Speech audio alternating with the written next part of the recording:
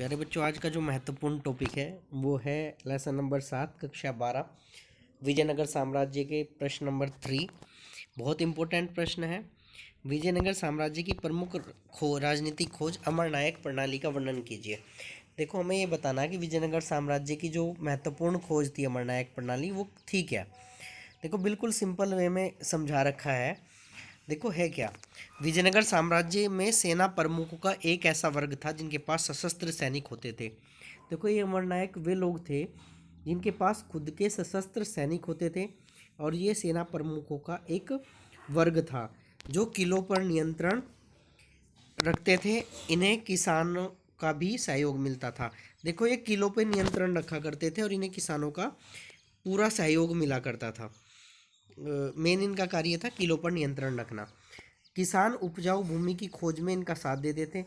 देखो, ये किसानों का साथ पूरा दिया करते थे, यानी किसानों की उपजाऊ भूमि की खोज में किसानों का साथ दिया करते थे। अगर किसी एक जगह उपजाऊ भूमि खत्म हो जाती थी तो ये किसानों के साथ जाके दूसरी जगह उनके लिए उपजाऊ भूमि की खोज किया करते थे। इन्हें नायक कहा जाता था। ये तेलुगु या कन्नड़ भाषा बोलते थे। देखो, ये जो है हमारा इलाका है, ये कर्नाटक और ये तमिलनाडु क्षेत्र और ये आंध्र प्रदेश आधुनिक क्षेत्र, इसमें पड़ता है विजयनगर साम्राज्य।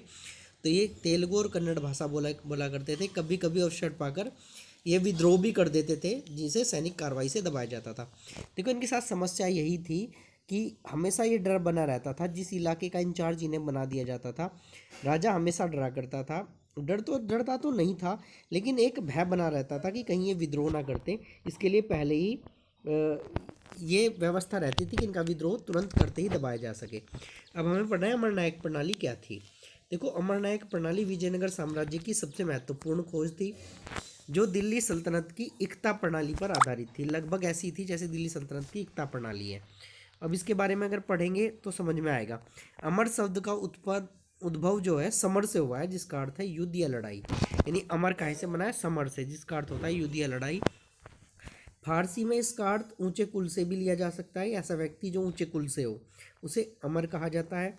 विजयनगर में अमर नायकों को सैनिक कमांडर की पदवी दी जाती थी।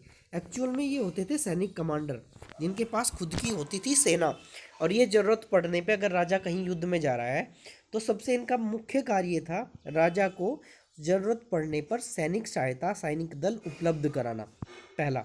दूसरा इनका मुख्य कार्य था किसानों, शिल्पकारियों और व्यापारियों से भू राजस्व वसूल करके राजकोष में जमा करना। देखो, इनका कार्य अपने क्षेत्र के किसानों, शिल्पकारों, व्यापारी आदि से भू राजस्व वसूल करके राजकोष में जमा करना था। राजस्व का कुछ हिस्सा ये खुद रख लिया करते थे अपने व्यक्तिगत और प्रशासनिक खर्च के लिए। देखो, अब राजा का कार्य कर रहे हैं ये, तो प्रशासनिक खर्च भी होगा, व्यक्तिगत खर्च भी होगा, तो उसके लिए कुछ हिस्सा रख लिया करते थे ये। इसके अलावा इनका जो था मेन, विजयनगर साम्राज्य पर नियंत्रण किया करते थे ये। इससे शासक जो है इन्हीं के थ्रू नियंत्रण किया करते थे। विजयनगर शासक जो है साम्राज्य पे नियंत्रण किसके थ्रू करते थे? अमर नायकों पे। हर जगह उन्होंने एक अमर नायक नियुक्त कर रखा था कि ये तुम्हारा हिस्सा है, तुम्हें यहाँ से राजस्व वसूल करना है, भू राजस्व वसूल करना है, शिल्पकारों से राजस्व वसूल करना है, और कुछ पैसा हमें देना है, कुछ अपने लिए रख लेना है। इसके अलावा इन्होंने ये भी व्यवस्था कर रखी थी कि जरूरत पड़ने पे इनके पास सेना की टुकड़ी होती थी, जरूरत पड़ने पे राजा को सेना की टुकड़ी भी दे दिया करते थे। उसके कुछ सामाजिक अधिकार भी थे इनके। जैसे ये सामाजिक अधिकारों में ये था कि ये राजस्व का कुछ भाग मंदिरों व सिंचाई के साधनों में, यानी पब्लिक की क्या करें, सेवा के लिए सिंचाई के साधनों में राजा मंदिरों के लिए ये खर्च कर सकते थे उसका कुछ भाग। तो ये भी एक इम्पोर्टेंट तथ्य था क्योंकि इससे धर्म से जुड़ा हुआ था राजा, ये माना जा सकता है। और दूसरा, पब्लिक की सेवा करता था वो, क्योंकि सिंचाई के साधन कृषि के लिए महत्वपूर्ण होते हैं। और जिस भी साम्राज्य ने भारत में ग्रोथ की है उसका सबसे प्रमुख कारण यही रहा है कि उस साम्राज्य का जो थी कृषि व्यवस्था बहुत अच्छी थी। इसकी भी कृषि व्यवस्था बहुत अच्छी थी। और 1336 में इसकी स्थापना हरिहर और बुक्का ने की थी, ये याद रखना है। तालीकोटा के युद्ध में इसका अंत हुआ था इस साम्राज्य का, ये भी याद रखना है। अब मेन क्या था? देखो, अब ये भय था कि अमरनायक कहीं विद्रोह ना कर दे। इसलिए अमरनायक वर्ष में एक बार अपनी स्वामी भक्ति प्रदर्शित करने के लिए उपहार सामग्री लेकर दरबार में जाते थे। इन्हें वर्ष में एक बार राजा के दरबार में आना पड़ता था ताकि ये पता लगता रहे कि हमारी भक्ति में है ये और ये इन्होंने विद्रोह नहीं किया है, ये अलग साम्राज्य से तो नहीं मिल जाएंगे।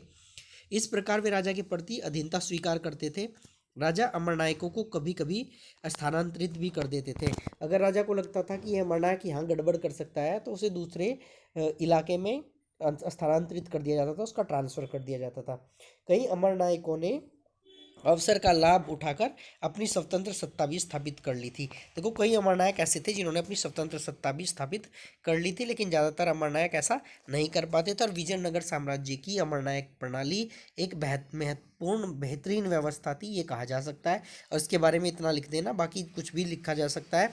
अगर 2 नंबर में आ गया अमरनायक प्रणाली के बारे में बताइए, तो लिख देंगे अमरनायक सेनानायक होते थे और इनके प्रमुख कार्य निम्न थे। नंबर 1 पे करके वही लिख देंगे कि ये किसानों, शिल्पकर्मियों, व्यापारियों से भू राजस्व व अन्य करों को वसूल कर प्राप्त राशि राजकोष में जमा करते थे। दूसरा लिख देंगे कि इनके सैनिक दल होते थे जो जरूरत पड़ने पर ये राजा को उपलब्ध कराया करते थे। 2 तो ये हो जाएंगे महत्वपूर्ण। और तीसरा अगर चाहो तो वो भी लिख देना कि ये मंदिरों में और सिंचाई व्यवस्था की व्यवस्था ये किया करते थे। तो 2-3 पॉइंट हो जाएंगे, ठीक रहेगा। फिलहाल आज के लिए इतना ही, धन्यवाद।